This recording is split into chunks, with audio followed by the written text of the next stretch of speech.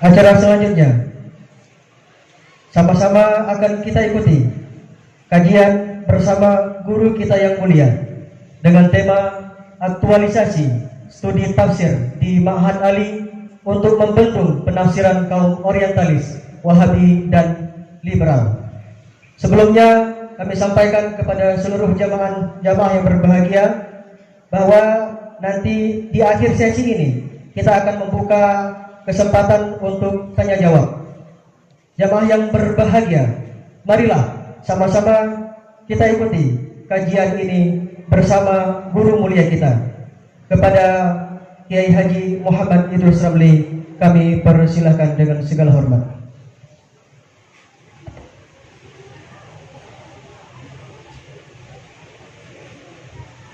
Assalamualaikum warahmatullahi wabarakatuh. Waalaikumsalam warahmatullahi wabarakatuh. Bismillahirrahmanirrahim. Alhamdulillahi rabbil alamin. Lahul hamdu wa lahul fadlu wa lahul ni'matu wa lahul thana'ul hasan. Ashhadu an la ilaha illallah wahdahu la syarika lah. Wa ashhadu anna sayyidana Muhammadan abduhu wa rasuluh.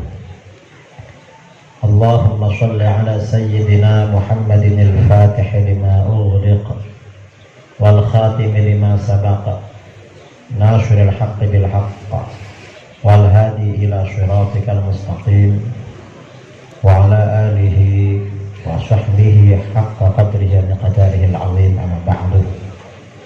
Yang sangat saya hormati dan saya muliakan Al-Mukarram wal Muhtaram pengasuh Dayah Babus Salam Al-Hanafiyah Matangguli Aceh Utara, Walid Haji Sirajuddin Hanafi, para tengku, para ustadz yang juga saya hormati, para ustazah yang saya hormati, dan adik-adik, para santri, santriwan, santriwati yang saya banggakan dan saya cintai, terutama dari para mahasantri Ma'had Ali. Berbicara tentang tema yang dibicarakan tadi, aktualisasi ilmu tafsir dalam membendung penafsiran kaum orientalis, Wahabi, liberal, dan lain sebagainya. Aktualisasi itu artinya apa? Aktualisasi itu artinya belajar ilmu tafsir secara modern untuk membendung penafsiran orang-orang di luar Islam atau orang-orang di luar Ahlus Sunnah wal Jamaah. Itu maksudnya. Jadi saya terangkan terlebih dahulu karena khawatir adik-adik yang kecil-kecil nih yang belum Ma'had Ali belum paham. Kalau yang Ma'had Ali ini mungkin sudah paham. Sebelumnya ingin saya ceritakan, saya ke Babus Salam ini sudah kedua kalinya. Dulu tahun 2016 karena ada undangan ceramah maulid di dekat-dekat sini oleh Walid, akhirnya saya ziarah ke sini untuk makan-makan karena ingin tabarruk makan bersama beliau. Mengapa? Ta'amus shalihin dawa, makanan orang-orang soleh itu bisa menjadi obat. Saya makan ke sini, ya hanya makan-makan aja. Dan alhamdulillah itu tahun 2016, 5 tahun yang lalu. Sekarang tahun 2021. Kesini tadi juga makan-makan, bahkan makannya 2 kali. Jadi benar-benar obat ini bagi saya.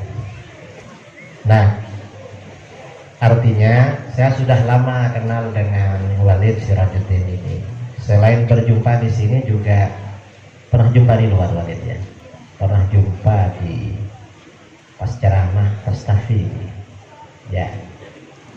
Di Aceh Timur, di kota Idi, di Idi Raya, di Masjid Darus Shalihin jumpa dengan beliau. Jadi sudah lama. Karenanya ketika kemarin saya dijadwal ke sini, saya senang sekali Mengapa jumpa lagi dengan beliau? Mudah-mudahan beliau panjang umur. Nah, kajian ilmu tafsir.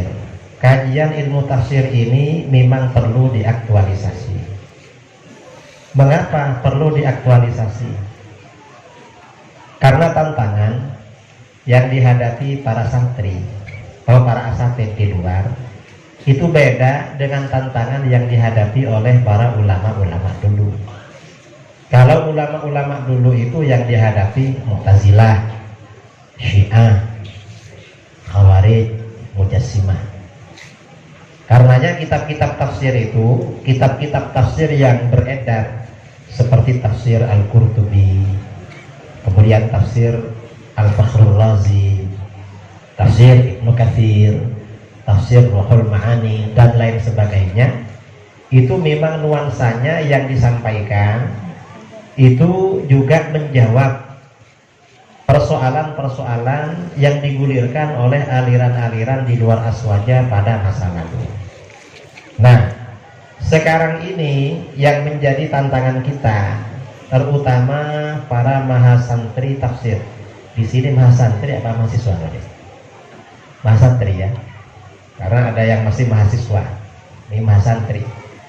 Yang dihadapi mahasantri nanti kalau pulang, tantangannya ya kelompok-kelompok yang modern yang ada sekarang. Kalau di luar Islam itu namanya kelompok orientalis. Tapi orientalis sekarang ini tidak berhadapan langsung dengan kita. Orientalis ini sudah punya corong di antara kita. Siapa? Orang-orang Islam yang menjadi pengikut mereka, yaitu orang-orang liberal. Mereka adalah corong orang-orang orientalis. Kemudian juga yang perlu dihadapi ya dalam studi tafsir kali ini, penafsiran orang-orang Wahabi. Ada penafsiran orang Wahabi, penafsiran orang-orang kebatinan, penafsiran orang-orang liberal. Ini yang banyak beredar sekarang. Ini di sini kajian tafsir di Ma'had Ali perlu melakukan aktualisasi. Mengapa begitu? Orang-orang di luar Islam maupun di luar Ahlus Sunnah wal Jamaah untuk menjebak, mempengaruhi umat Islam itu menggunakan senjatanya umat Islam sendiri, yaitu Al-Quran dan hadis. Ini contoh ya, yang paling dekat dengan kita, yang paling dekat dalam menafsirkan Al-Quran pada kita, dan penafsirannya berbeda dengan Ahlus Sunnah wal Jamaah. Siapa? Wahabi misalnya. Karena Wahabi ini paling banyak di mana-mana, termasuk di Aceh. Jangan dikira Wahabi di Aceh gak ada. Wahabi ini sejak tahun 2005 sampai sekarang, dayah Wahabi yang berdiri dulu sudah 6. Sekarang mungkin lebih ya, sudah lebih dari 6. Dan di dayah-dayah Wahabi juga diajarkan tafsir. Tapi tafsir mereka ini, kalau kita biasanya di dayah-dayah pakai tafsir Jalalain. Tafsir Jalalain balik. Kalau mereka tafsirnya jalan lain. Jadi bukan tafsir Jalalain. Mengapa tafsir jalan lain? Ya cara berpikir mereka nggak sesuai dengan tafsir. Artinya apa? Mereka ini ada upaya membenarkan ajaran mereka dengan bersilat lidah menggunakan ayat-ayat Al-Quran yang bukan pada tempatnya. Karenanya ini perlu aktualisasi. Ini contoh yang paling sederhana. Wahabi ini di mana-mana propagandanya kembali kepada Al-Quran dan hadis. Kalau ada orang jumpa dengan Wahabi, ayolah tinggalkan kitab-kitab di dayah itu. Itu kan kitab para ulama. Terus bagaimana? Kembali pada Quran dan hadis. Kembali pada Quran dan hadis. Tapi itu kembali pada Quran dan hadis itu hanya omong kosong. Mengapa? Mereka gak pernah, mungkin mereka juga gak belajar tafsir Al-Quran dari awal sampai akhir, sampai selesai gak pernah. Nah, mereka ini walaupun bilang kembali pada Quran, tapi tidak kembali pada semua ayat-ayat Al-Quran dari awal sampai akhir seperti yang ditafsirkan oleh para ulama. Tapi bagaimana? Mereka ini hanya mengambil sebagian ayat Al-Quran. Contoh yang sering mereka lakukan ya, Wahabi ini yang sering mereka lakukan, ayat Al-Quran yang sering dipakai apa? Sebagian ayat 3 surah Al-Maidah, Al-yawma akmaltu lakum dinakum. Pada hari ini aku sempurnakan bagimu agamamu. Wahabi menghadapi persoalan apa saja, dalilnya selalu itu Wahabi. Misalnya umat Islam ya, umat Islam bulan Rabiul Awal menggelar peringatan Maulid. Maka Wahabi bagaimana? Peringatan Maulid itu haram. Mengapa haram? Dulu pada masa Rasulullah gak pernah dilakukan. Kalau memang pernah ada Maulid pada masa Rasulullah, coba sebutkan siapa aku yang diundang untuk ceramah? Gak ada kan? Ini kata Wahabi. Dan agama sudah sempurna, gak perlu ditambah-tambah. Kalau gak percaya agama sempurna, dosa, sesat, kafir. Karena gak percaya pada Al-Quran. Dalilnya mana? Al-yawma akmaltu lakum dinakum. Hari ini aku sempurnakan bagimu agamamu. Nanti ada orang meninggal. Kita ini kalau ada orang meninggal, tahlil. Kata Wahabi, gak ada tahlil ini, haram tahlil. Mengapa?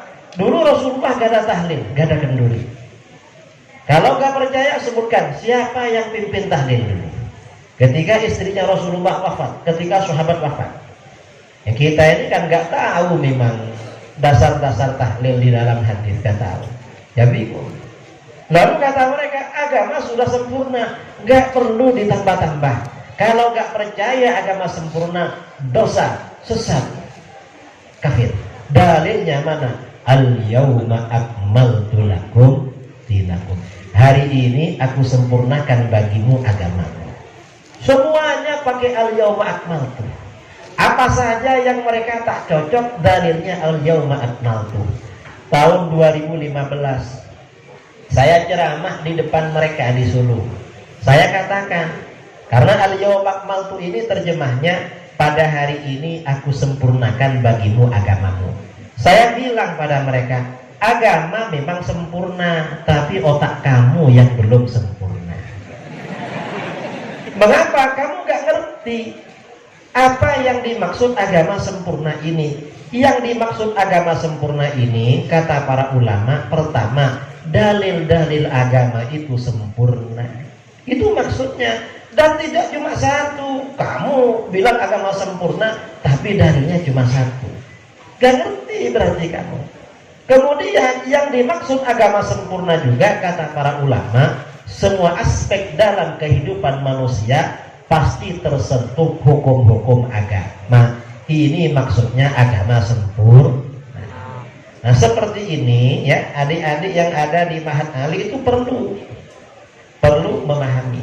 Ini contoh lagi. Ini pengalaman saya. Tahun 2009 diundang dialog dengan Wahabi di Denpasar, di Bali. Sampai di sana Wahabi dikasih waktu. Kata dia apa? Itu orang-orang Ahlus Sunnah mulai dari Aceh sampai Indonesia Timur, kalau ada orang meninggal baca tahlil, itu haram hukumnya. Saya tanya sama dia, siapa yang mengharamkan baca tahlil? Tahlil itu zikir, kok haram? Kata dia, Al-Quran. Al-Quran yang mana?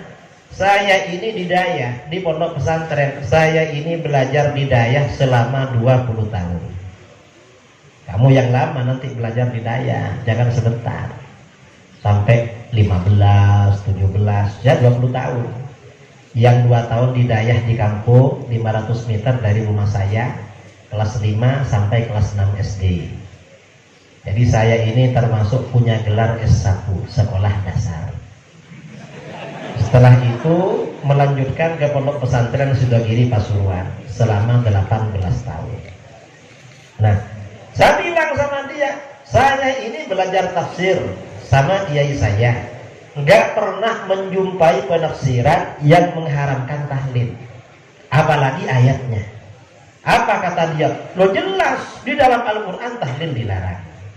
Mana dalilnya? Kata dia, surah Tabarak, Alladzi khalaqal mauta wal hayata liyabluwakum ayyukum ahsanu amala. Dalam ayat tersebut dijelaskan Tuhan Allah yang menciptakan mati dan hidup untuk menguji kamu siapa di antara kamu yang paling bagus amalnya. Nah, artinya apa? Dalam ayat ini yang menjadi spirit pada kita adalah bagus-bagusan amal. Amal yang bagus itu tekanan spirit dari ayat. Sedangkan orang tahlil itu gak bagus. Mengapa? Karena mereka maunya banyak-banyakan zikir. Gak bagus itu, makanya haram. Artinya apa? Mereka ini bersilat lidah pakai Al-Quran, tetapi sebenarnya isinya merusak ajaran Al-Quran. Mengapa begitu? Dalam ayat tadi, Allazi khalaqal mauta wal hayata liyabluwakum ayyukum ahsanu amala. Spirit dari ayat tersebut menuntut kita melakukan amal yang terbaik. Bukan apa? Bukan melarang amal yang terbaik. Mengapa? Karena baik ini bukan lawannya banyak. Kalau tuntutan dari ayat ini amalnya banyak, amalnya baik, berarti yang dilarang yang jelek. Kalau yang banyak gak dilarang, apalagi zikir. Zikir itu semakin banyak semakin bagus. Karena dalam Al-Quran, ya ayyuhalladzina amanu dzkurullaha dzikran katsira. Berzikirlah kalian kepada Allah sebanyak-banyaknya. Nah, ini artinya apa? Orang-orang di luar Ahlus Sunnah wal Jamaah itu bersilat lidah pakai Al-Quran, tapi isinya merobohkan ajaran Islam. Karenanya adik-adik mahasantri yang ada di Mahat Ali itu perlu mungkin melakukan data ya, di data dikumpulkan ayat-ayat Al-Quran yang dijadikan hujjah oleh Wahabi, ayat-ayat Al-Quran yang dijadikan hujjah oleh orang-orang liberal, dijadikan hujjah oleh orang-orang Syiah, lalu penafsiran yang benar bagaimana. Ini namanya aktualisasi. Ini contoh lagi ya, contoh lagi orang-orang Wahabi lagi. Gimana kata Wahabi? Kita ini disebut dengan golongan Ahlus Sunnah wal Jamaah. Itu kita. Ahlus Sunnah wal Jamaah ini biasanya identik dengan tawassul, tabarruk, istighatsah. Kita kalau ada tuan guru, ada walid, kita cium tangan. Ada abu, kita cium tangan. Mengapa tabarruk? Kalau Wahabi mensyirikkan tabarruk. Kita kalau ada makam para ulama, orang-orang soleh datang ke situ. Tabarruk, tawassul. Kata Wahabi syirik. Tawassul, tabarruk, istighatsah syirik. Kalau mereka ditanya, mereka dalilnya tidak menggunakan dalil buku bahasa Aceh, enggak, atau buku bahasa Jawa, enggak. Mereka bilang dalilnya dari Al-Qur'an. Apa dalil yang dipakai oleh mereka? Kata Wahabi apa? Dalil yang melarang tawassul dan tabarruk di antaranya adalah qalu ma na'buduhum illa liyuqarribuna ilallahi zulfa. Orang-orang musyrik dulu ketika dicela oleh orang-orang Islam, mengapa kamu ini menyembah berhala? Berhala itu kan batu, kok disembah? Apa kata orang musyrik? Kami tidak menyembah berhala-berhala ini kecuali agar berhala-berhala ini mendekatkan kami kepada Allah sedekat-dekatnya. Berhala itu menjadi berantara. Nah, ini sama dengan orang aswaja, dengan orang ahlu sunnah, menjadikan selain Allah sebagai perantara. Siapa? Para abu, para walid, para wali dijadikan perantara. Apa bedanya dengan orang musyrik? Nah, ini kalau orang awam ya, kalau orang-orang awam gak ngerti, itu gak bisa jawab. Yang bisa menjawab ini adalah mahasantri Mahat Ali jurusan tafsir. Caranya bagaimana? Diaktualisasi. Wahabi, kamu ini macam salah paham. Mengapa? Karena di dalam ayat ini orang musyrik berkata, ma na'buduhum, kami tidak beribadah kepada berhala. Artinya apa? Orang musyrik itu beribadah kepada berhala. Kalau orang yang bertawassul, bertabarruk, beristighatsah dengan para wali, orang soleh, para ulama, itu tidak beribadah kepada mereka. Ibadahnya masih kepada Allah. Karena masih kepada Allah, maka gak bisa menggunakan dalil ini. Gak menyembah berhala. dan beribadah kepada Allah yang disertai wasilah para nabi, orang-orang soleh, itu ada dasarnya di dalam Al-Quran. Di mana di dalam Al-Quran? Allah Subhanahu wa ta'ala berfirman di dalam Al-Quran, ya ayyuhalladzina amanu taqullah wabtaghu ilaihil wasilah.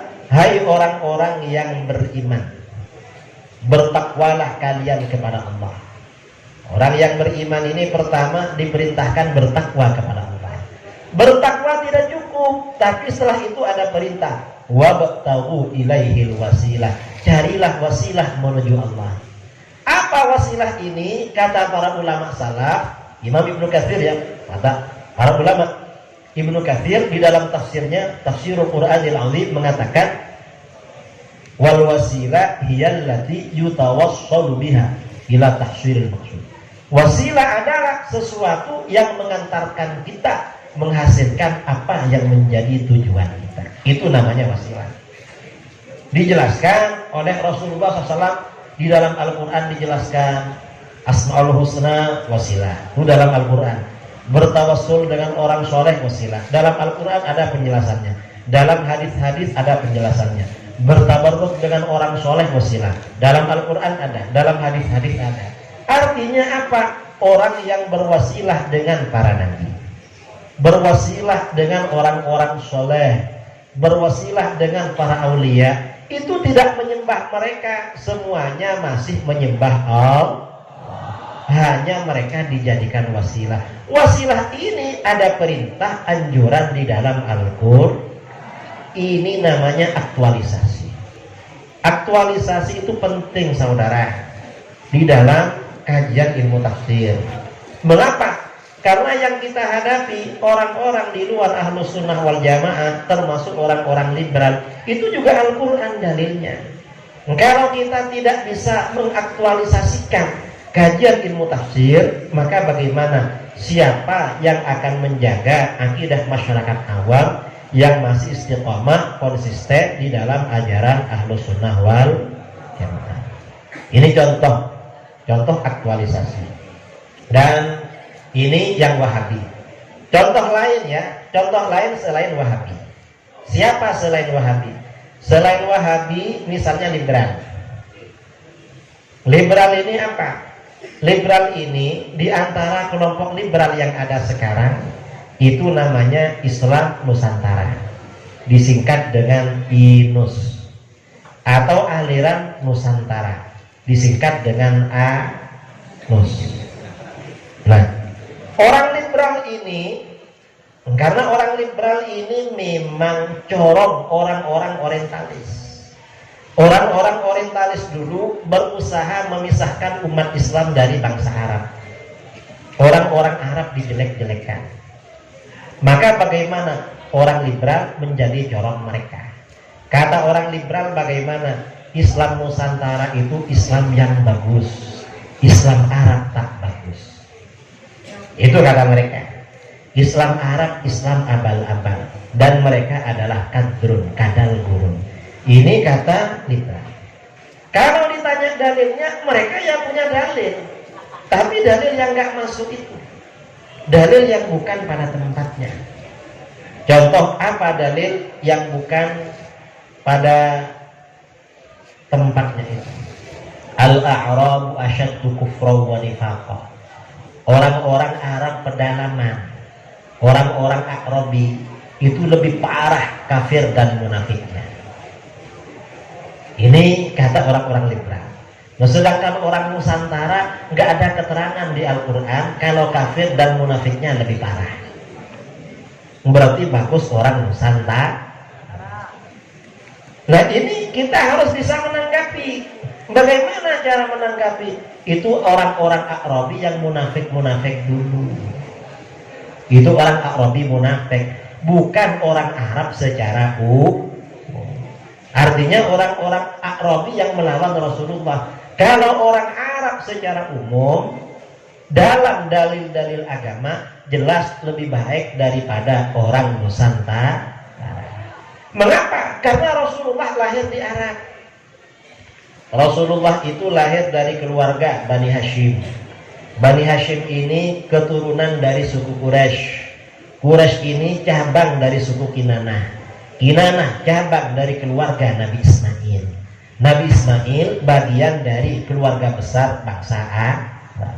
Rasulullah itu manusia paling mulia, makhluk paling utama. Sebagai makhluk paling utama, sudah barang tentu keluarga, suku, bangsa yang melahirkan beliau itu dipilih oleh Allah lebih baik daripada golongan yang lain. Itu lebih baik. Dasarnya mana? Di dalam Al-Quran, Innallaha astafa Adam wa Nuha wa ala Ibrahim wa ala Imran alal alamin.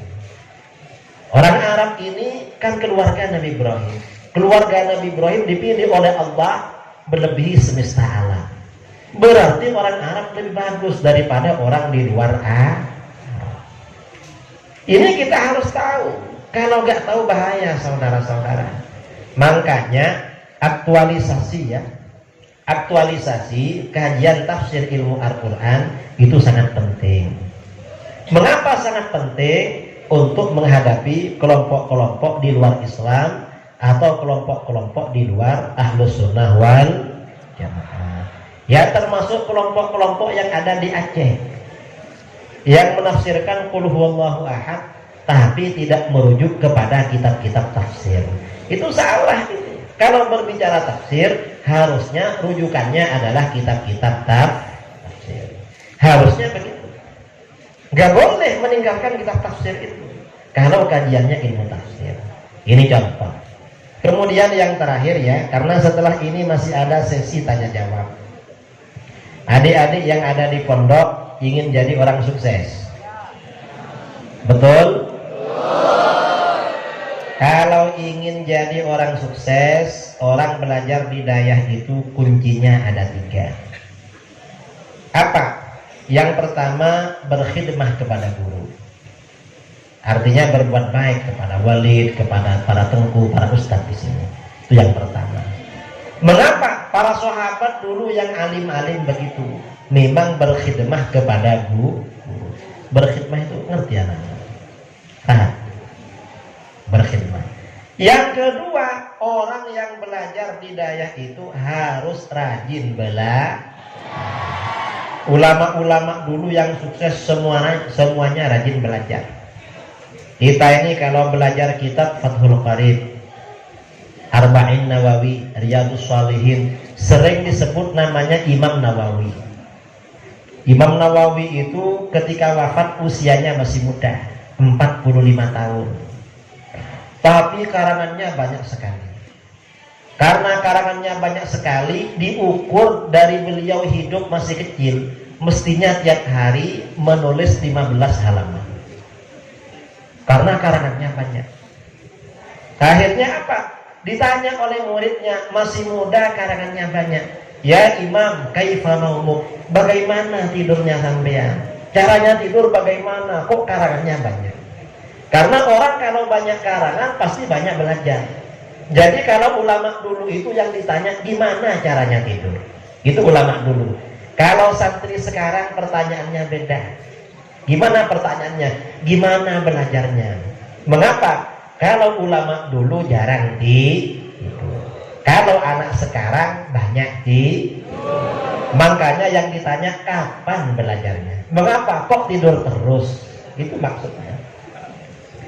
Apa jawaban Imam Nawawi? Imam Nawawi menjawab, kuntu idza ghalabanin nu'as asnadtu dhahri ilal kutub lahzatan thumma tabahtu. Saya ini kalau sudah sangat ngantuk gak tahan, saya bersandar pada kitab-kitab di sekitarnya. Karena beliau ini di sekelilingnya kitab terus, baca terus, nulis baca. Kalau sudah sangat ngantuk, sandar aja, lahzatan sebentar. Kemudian bangun lagi belajarnya. Itu kalau ingin menjadi ulama besar. Kita ini walaupun gak seperti beliau, paling enggak lah lebih rajin daripada yang ada sekarang. Kalau sekarang ini sehari semalam belajar kitab biasanya 2 jam, tingkatkan 3 jam. Nanti kalau 3 jam sudah istiqomah, tingkatkan 4 jam. Kalau 4 jam sudah istiqomah, jadi 5 jam. Insya Allah nanti jadi orang Itu yang kedua. Yang ketiga, kalau ingin menjadi orang sukses, kunci yang ketiga adalah punya cita-cita yang tinggi. Mengapa punya cita-cita yang tinggi? Orang yang cita-citanya tinggi dicintai oleh Allah, karenanya ditolong meraihnya. Ini ada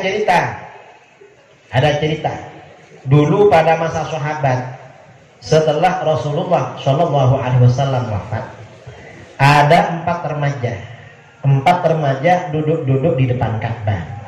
Remaja ini ya artinya kira-kira usia SMP. Ketika sedang duduk-duduk ini, salah seorang dari kawannya bicara, liyadhkur kullu wahidin minna ma yatamanna.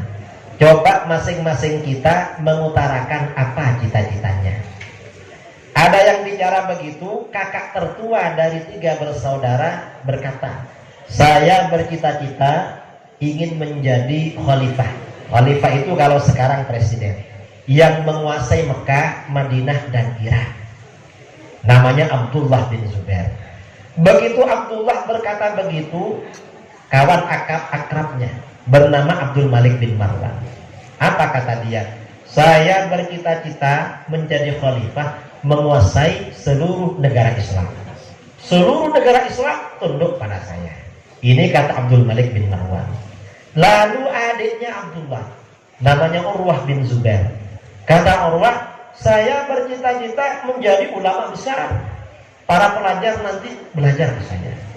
Ini kata Urwah. Lalu adiknya Abdullah yang satunya, Mus'ab bin Zubair. Apa kata Mus'ab? Saya cita-cita ada 2.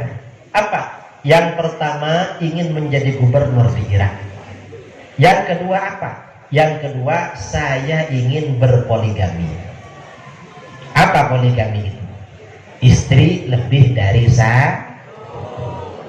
Ditanya oleh kawannya, siapa yang diincar? Kok masih remaja sudah ingin punya istri 2 orang? Kata Mus'ab, pertama saya ingin melamar Syarifah Sukainah, putrinya Sayyidina Husain, cucu Rasulullah SAW.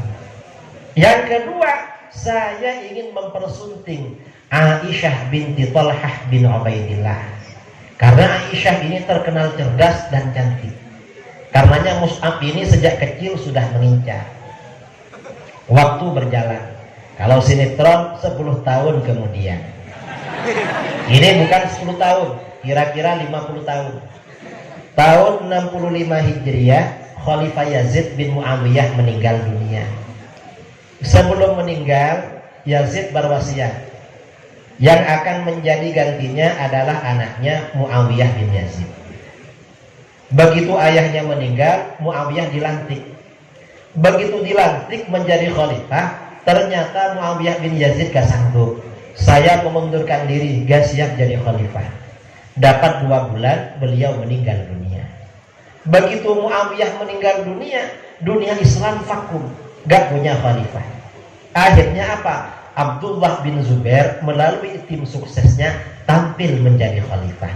Lalu dibaiat oleh penduduk Mekah, Madinah dan Irak sesuai cita-citanya. Lalu penduduk Syam akan bergabung kepada Abdullah, dipimpin oleh Marwan bin Al-Hakam. Ternyata Abdullah gak mau ngajak perang. Penduduk Syam gak bisa gabung, tapi perang dengan saya. Karena Marwan bin Al-Hakam dulu yang membunuh ayah saya, Zubair bin Awam, dalam perang Jamal 30 tahun sebelumnya. Akhirnya penduduk Syam perang dengan Abdullah bin Zubair.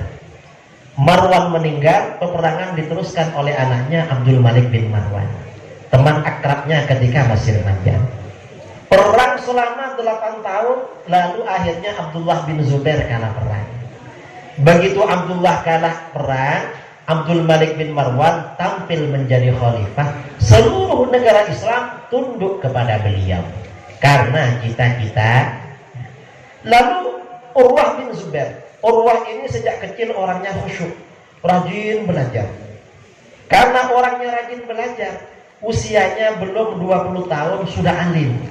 bahkan menjadi salah satu ulama terkemuka di kota Madinah. Gitu Urwah. Lalu kakaknya Urwah, Mus'ab. Mus'ab ini cita-citanya ada dua. Apa? Yang pertama ingin menjadi gubernur di Irak. Begitu abangnya menjadi khalifah, Mus'ab dipanggil, adik, kamu berangkat ke Irak. Ada apa bang?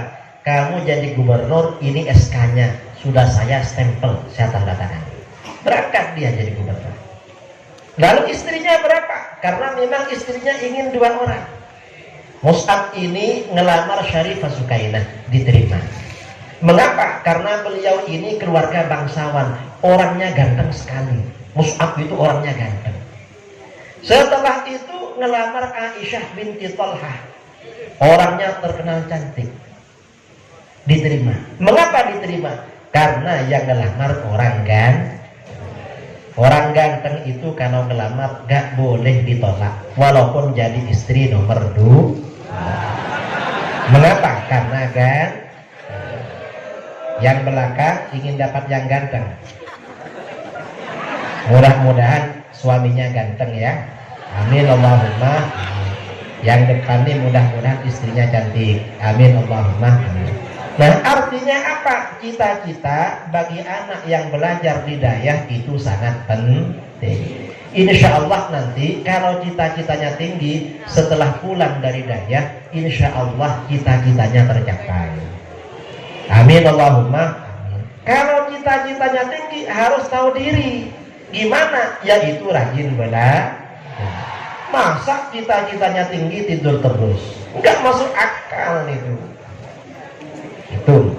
Nah, ini yang perlu saya sampaikan dalam kuliah umum malam ini, aktualisasi ilmu tafsir dalam membendung penafsiran menyimpang orang-orang orientalis, Wahabi, liberal dan lain-lain. Karena ini kuliah umum, biasanya ada tanya jawab.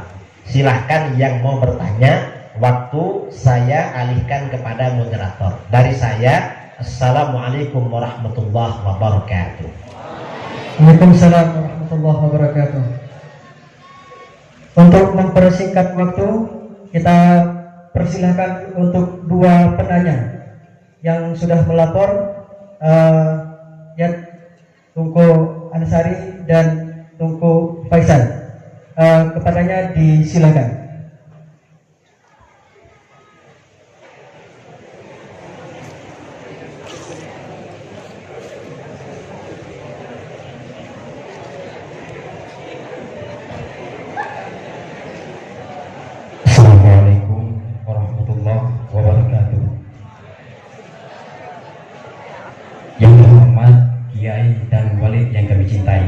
Nama saya Ansar Yadi dan saya merupakan mahasantri dari Ma'had Ali Babu Salam Al-Hadafiyah. Izin bertanya Kiai, bagaimana caranya kita memaksimalkan pembelajaran tafsir dan ilmu tafsir di Ma'had Ali yang kita cintai ini? Mohon pandangan Kiai. Sekian, terima kasih. Wassalamualaikum warahmatullahi wabarakatuh.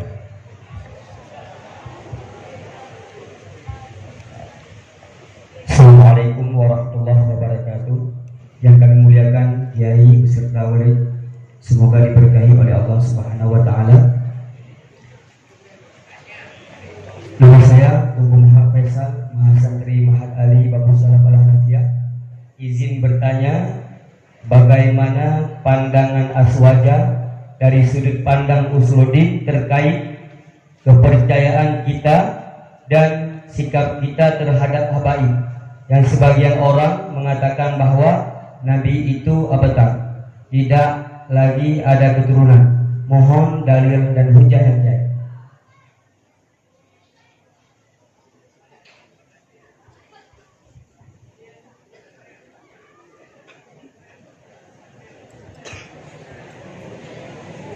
Sudah.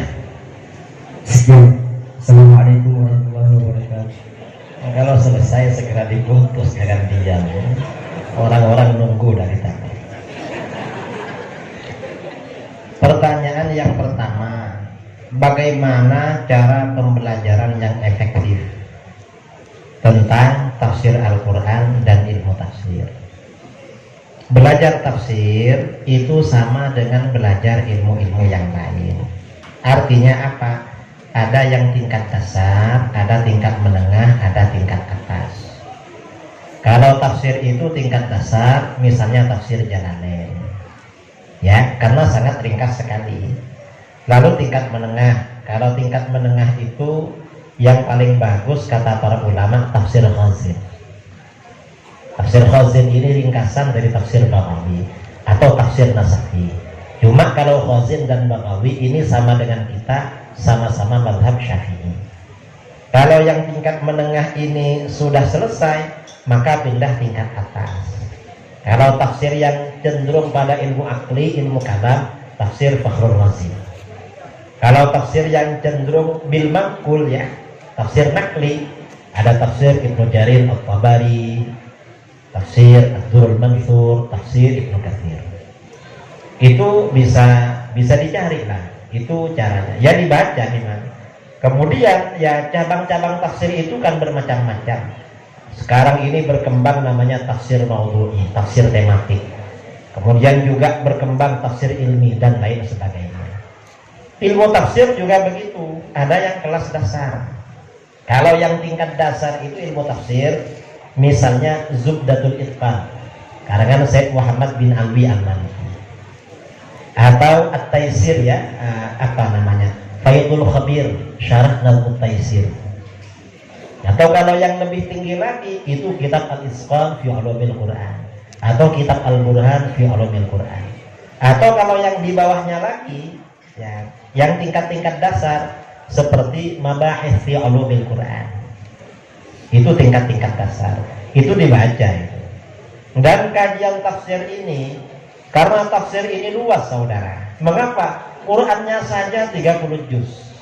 Apalagi tafsirnya, harus rajin belajar. Kalau nggak rajin ya cuma teori aja itu. Itu yang pertanyaan yang pertama, ya. Kemudian yang kedua apa tadi?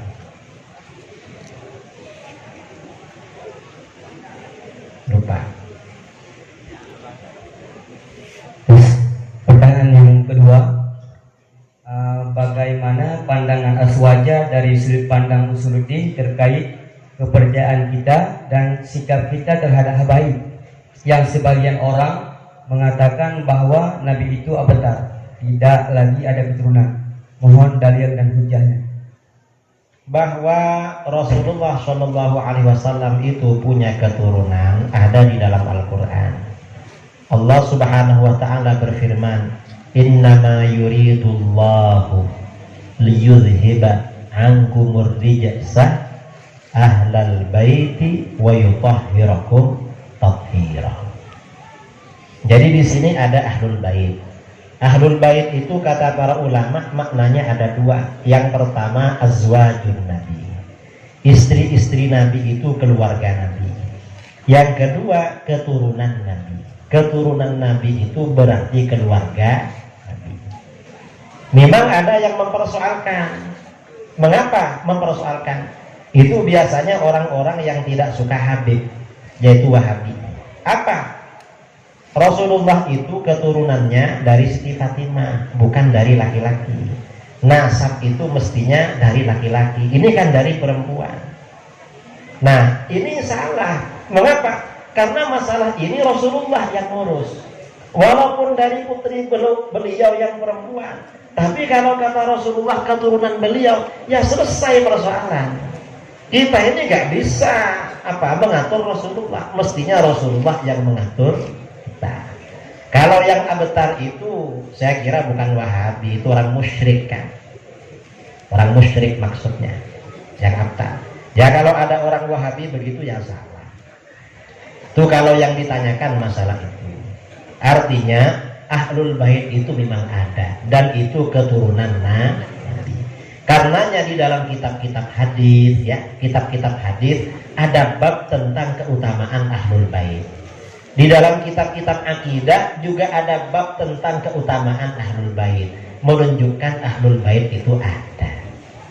Bagi orang yang nggak suka ahlul bait ya terserah. Mengapa? Mengapa orang nggak suka ahlul bait? Karena orang ahlul bait yang istiqomah itu biasanya menjadi pegangan golongan ahlus sunnah wal jamaah. Wahabi gak punya Habib. Ada Habib satu ikut Wahabi di Jakarta, tapi jarang. Karena gak punya Habib, gak suka sama Habib itu. Itu Wahabi. Kalau kita ya memang banyak Habibnya, makanya ya suka. Karena memang mereka ahlus sunnah wal jamaah. Walaupun akhir-akhir ini tidak sedikit Habib yang terpengaruh ajaran Syiah. Saya kira itu. Ada lagi.